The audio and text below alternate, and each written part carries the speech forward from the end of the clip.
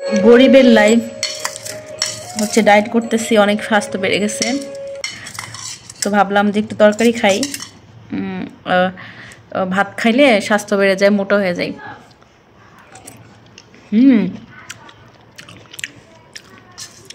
আমার শাশুড়ি ইলিশ মাছ দিয়া কচুটা দিয়ে তো টেস্ট করে রান্না করে। আসলে ইলিশ মাছ দিয়া কচু আমার খুবই পছন্দ।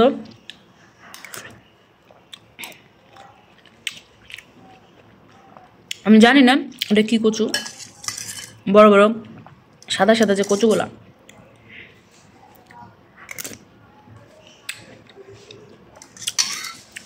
আসলে আমাদের সে ভালো লাগে। ভাবলাম রাতে আমি যেহেতু মোটা হয়ে যাচ্ছি, তো রাতে খাবো না, একটু মারে বললাম মা তরকারি দাও।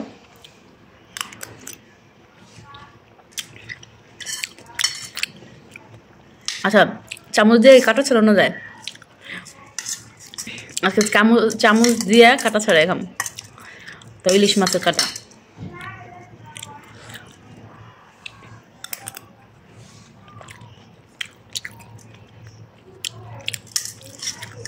কই, কাটা নাই তেমন।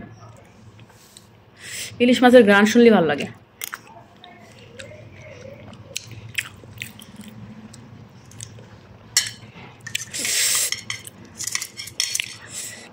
সেই ভালো লাগে, কচকচ করে।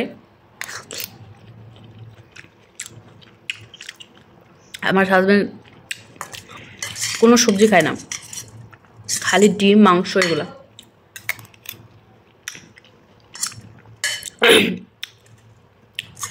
কচুর তরকারি মানে ছুঁইব না।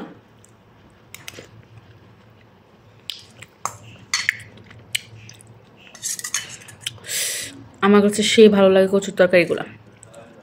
মাছটার ভিতরে ডিম হয়েছিল, ছোট একটু সাইজে, বাট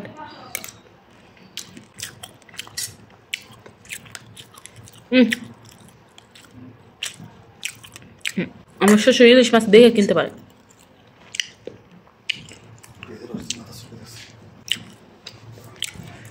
সে ইলিশ মাছ কিনতে পারে, ছোট মাছের ভিতরেও সেই গ্রাম থাকে।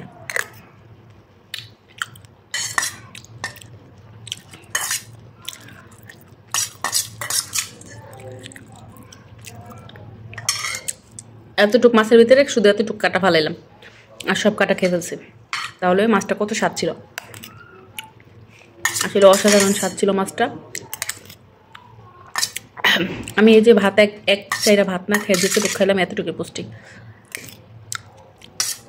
ভাত আসলে পুষ্টি নাই। সবজি শাক এগুলো যত বেশি খাওয়া যায় তত শরীরে শক্তি হয়, আর কচু খেলে তো শরীরের রক্ত পরিষ্কার হয়। তো শেষ।